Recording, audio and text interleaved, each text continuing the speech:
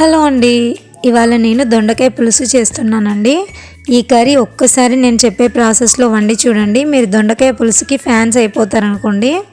నేను చెప్పడం అని కాదు కానీ చాలా బాగుంటుందండి. సరే, మరి సూపర్ టేస్టీ దొండకాయ పులుసు ఎలా చేయాలో స్టెప్ బై స్టెప్ ప్రాసెస్ చూపిస్తాను.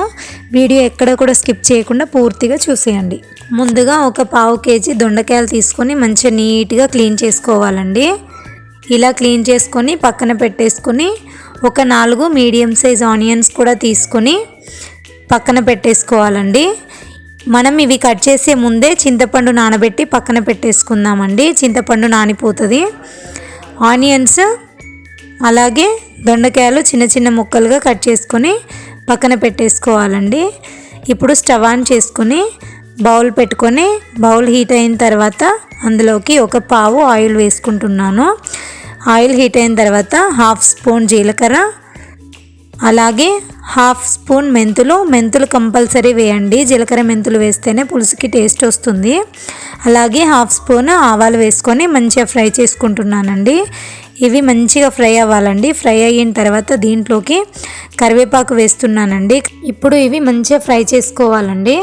ఫ్రై చేసుకున్న తర్వాత దీంట్లోకి ఆనియన్ వేసుకోవాలండి. ఇందాక మనం కట్ చేసి పెట్టుకున్న ఆనియన్స్ వేసుకొని మొత్తం కలిపేసుకోవాలి. ఒకసారి కలుపుకొని మూత పెట్టేసుకొని ఒక 2 నిమిషాల పాటు మీడియం ఫ్లేమ్లో ఉడికించుకోండి. మంచిగా ఉడికిపోతుంది ఆనియన్స్.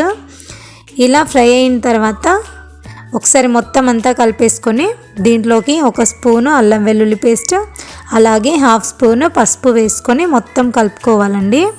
కరివేపాకు ఊళ్ళో దొరకట్లేదండి. మా ఊళ్ళో అమ్మ వాళ్ళ ఇంటి దగ్గర నుండి వచ్చేటప్పుడు తీసుకొచ్చుకున్నానండి. కరివేపాకు చాలా బాగుంది. ఇప్పుడు ఇది ఫ్రై అయిన తర్వాత దీంట్లోకి దొండకాయలు వేసుకుంటున్నానండి. దొండకాయ కర్రీ చాలామందికి నచ్చదండి. ఇలా పులుసు చేసుకొని తింటే చాలా చాలా బాగుంటుంది. ఇప్పుడు మొత్తం అంతా ఇలా కలిపేసుకోవాలండి. మీలో ఎంతమందికి దొండకాయ కర్రీ ఇష్టమో కామెంట్ సెక్షన్లో కామెంట్ చేయండి. ఇలా మొత్తం కలుపుకొని ఒక 5 నిమిషాల పాటు లో ఫ్లేమ్లో మూత పెట్టి ఉడికించుకోవాలండి. 5 నిమిషాల తర్వాత మూత తీసి చూస్తే దొండకాయలు కూడా మంచిగా ఫ్రై అవుతాయండి. ఇప్పుడు దీంట్లోకి 1 స్పూన్ సాల్ట్, మీ టేస్ట్ని బట్టి వేసుకోండి సాల్ట్, అలాగే 1 స్పూన్ కారం వేసుకుంటున్నానండి. వేసుకొని మొత్తం కూడా కలిపేసుకోవాలండి. ఒకసారి నేను చెప్పే ప్రాసెస్ మీకు లేట్గా అనిపించవచ్చు కానీ వండిన తర్వాత టేస్ట్ మాత్రం చాలా చాలా బాగుంటుందండి. ఇప్పుడు ఇలా కలుపుకోవాలి. మొత్తం కూడా ఇలా కలుపుకొని ఒక 2 నిమిషాల పాటు లో ఫ్లేమ్లో ఉడికించుకోవాలండి. ఉడికిన తర్వాత ఆయిల్ అనేది పైకి తేలినట్టు అవుతుందండి. అప్పుడు దీంట్లోకి మనం నానబెట్టి పెట్టుకున్నాం కదండి చింతపండు, ఆ చింతపండు రసంని పోసుకోవాలండి. ఇలా మీకు చింతపండు పులుపుని బట్టి మీరు తీసుకోండి. మొత్తం కూడా చింతపండు పులుసు తీసేసుకోవాలండి.